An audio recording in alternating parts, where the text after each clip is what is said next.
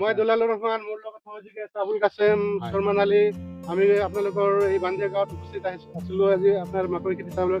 আপোনাৰ নামটো ক'বচোন? তাইজুল হক, আপোনাৰ গাঁও বান্দিয়া আৰু এইফালে পোষ্ট অফিচ মঙলদৈ, জিলা দৰং, অসম।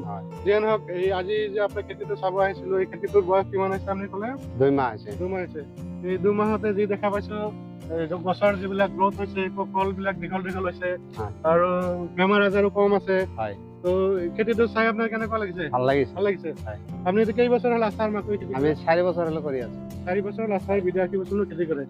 এই বছৰ কেই বিঘা লগাইছে? আছে 4-5 বিঘা। 4-5 বিঘা। ইয়াৰ দূৰত্ব কেনেকুৱা, কিমান মেইনটেইন কৰিছে, কিমান শাৰী টু শাৰী কিমান লৈছে? 18 ইঞ্চি আছে। গছৰ পৰা গছ 18 ইঞ্চি আছে। 12।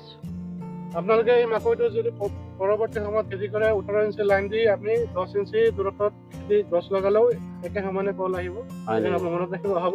এতিয়া চাওক, আপুনি 10/12 দিলে আপোনাৰ গছ 9800 গছ হ'ব।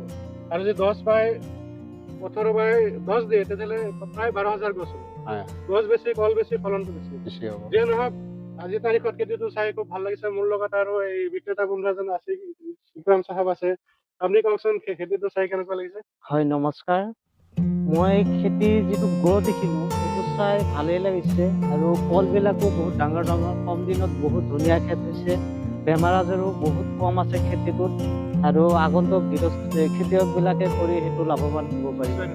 কিন্তু আপোনালোকে এইটো মনত ৰাখিব, মাকৈ 16,000লৈকে 1 বিঘাত গছ ৰুব পাৰি। 16,000 আপুনি লৈছে মানে কি 10,000ৰ তলত।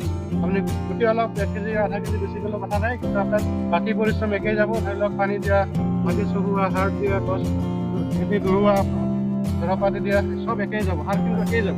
আপুনি গছৰ সংখ্যা বঢ়াই দিব। এতিয়া আপুনি যোৱা বছৰ কিমান পাইছিলে? 18 কুইণ্টেল পাইছে। 18 কুইণ্টেল পাইছিলে। যদি গছৰ সংখ্যা বঢ়াই দিয়ে, আপুনি 20-22 কুইণ্টেল আৰামত পাই যাব। আস্থাৰ বিদ্যাৰ্থী বছৰ 22 কুইণ্টেললৈকে পਹੁঁচে। যিয়ে নহওক, এইখিনি সময় দিয়াৰ কাৰণে চবকে ধন্যবাদ দিছোঁ।